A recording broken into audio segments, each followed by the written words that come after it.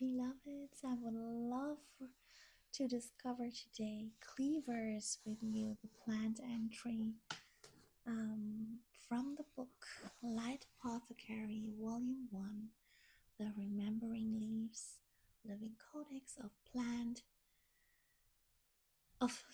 Living Codex of Soul Medicine from Plant, Star, and Bone.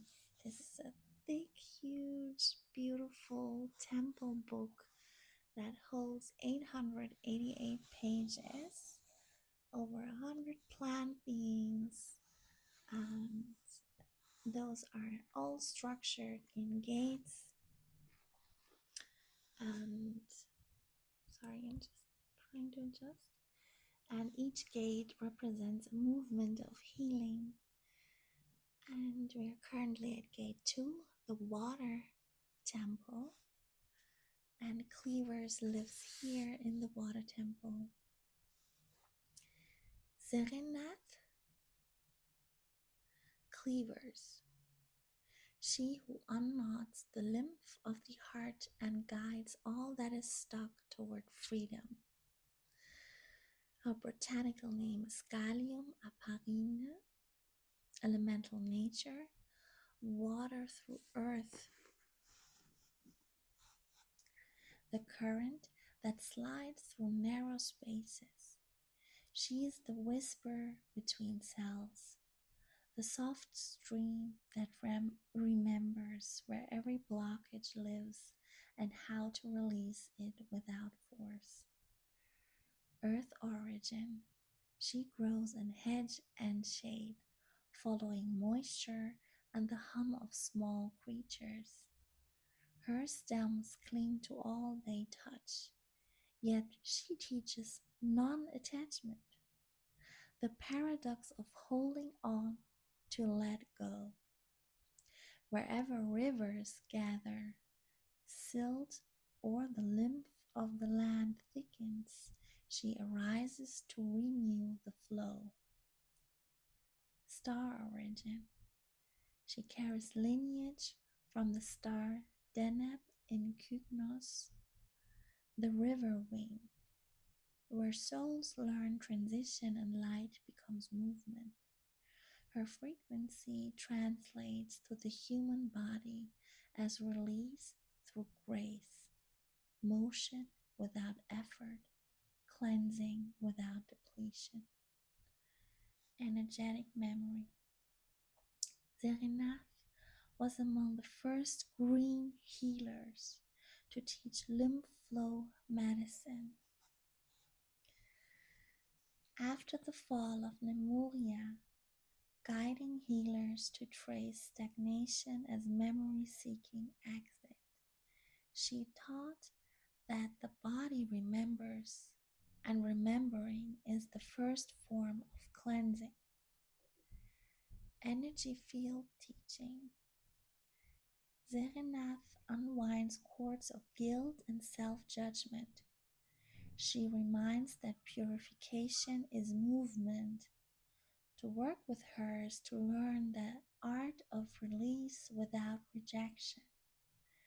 She clears gently yet thoroughly, and her current may move through dreams. Many sleep more deeply and waking with emotional lightness after her course. How to meet me, she says. Tea, lymph, and detox support. Use 1 to 2 teaspoons of dried leaf and stem, or a small handful of freshly chopped cleavers per cup of hot water.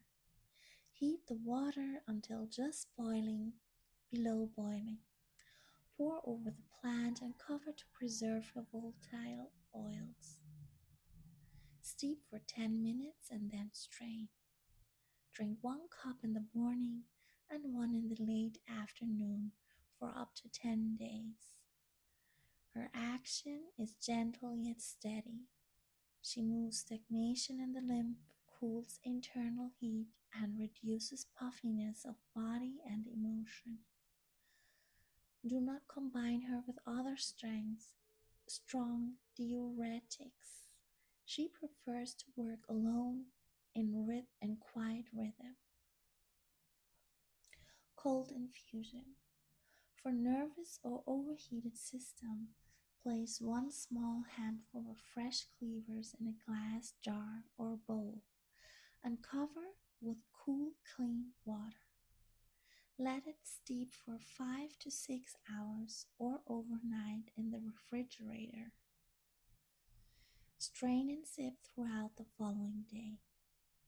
This version of her medicine carries her softest voice. It soothes inflammation in the skin, urinary tract, and mind, especially beneficial in summer or for those who burn easily under emotional or physical heat. Fresh juice or smoothie, the spring tonic. Blend a small handful of freshly gathered cleavers with 1 cup of water, cucumber, pear, or apple. Strain through fine cloth if desired. Drink no more than half a glass once a day for 3 days, and then rest. Her green juice speaks directly to the lymphatic and urinary pathways, helping the body to release the residue of winter, fear, and overthinking. Always harvest young plants before they bloom. Older stems can irritate the throat. Take small amounts only. Her cleansing is potent and continuous. Bath or compress for skin and lymph and emotional clearing. Prepare a strong infusion, 3 handfuls of fresh or 3 tablespoons of dried cleavers in 1 liter of just boiled water. Cover and let steep 20 minutes. Strain and add to a warm bath or soak a soft cloth and lay over swollen glands, aching limbs, or a heavy heart. Stay immersed or under the compress for 15 to 20 minutes. Her energy flows like a stream beneath the skin, drying out stagnation, grief, or heat that the body no longer needs to carry. After bathing, rest and drink water. She continues her work inwardly. Spirit offering. Write with honesty and tenderness what feels stuck or heavy on a small piece of natural paper. Bury it in moist soil or near flowing water. Scatter a few cleavers, leaves above it and pour 1 cup of her cooled infusion over the ground. Whisper, unknot me gently, teach my rivers how to flow again. Then leave the space without looking back. Within 3 days, her current begins to shift the inner waters by remembrance. Old grief, fatigue, or mental congestion will often lift quietly, as if rinsed by unseen rain. Harvest guidance. Gather in early spring, just before she begins to flower, when her stems are tender, flexible, and still cool to the touch. Cut above the roots with clean scissors or a small knife. Never uproot. Her roots are slender threads that hold the soil's own lymph. Harvest in the morning shade, when dew has just lifted and the day has not yet turned cold. Offer a few drops of water or a whisper of song. She thrives on gratitude and sound. Hang the stems upside down in shaded, airy place until fully dry. Store in glass or earthen vessel, away from light and heat. Her scent should remain green and clear, never musty. Cycle of use. Best taken during waxing moon or at seasonal thresholds. Spring and autumn are preferred gateways. For active clearing, drink or apply for 7 to 10 days, then rest 1 week. For supple maintenance, once a week, every moon cycle is enough. Her current moves in spirals. Always begin and end your work with blessing or grounding. Overuse disperses minerals and light salts from the body. Always replenish with root or seed plants after her course. Energetic transmission. I am the hand that loosens what fear has tied. I slide through your hidden corridors and teach your rivers to remember the sea. Animal King. Frog and snail. Both beings who move through water and density with patience, showing that cleansing is an act of trust. Note from the garden.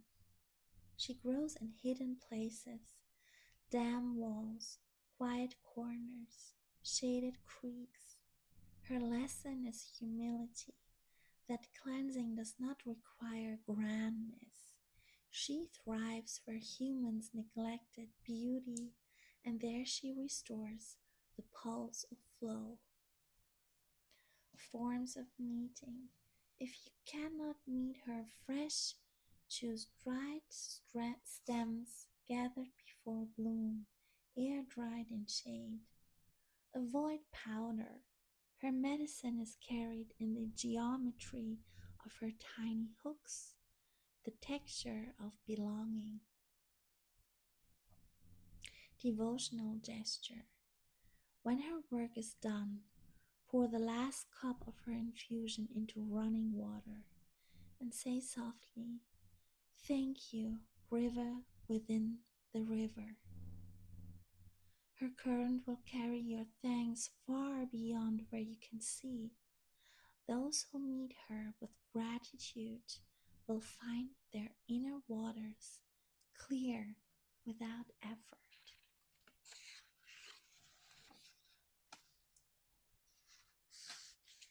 Thank you for watching and listening.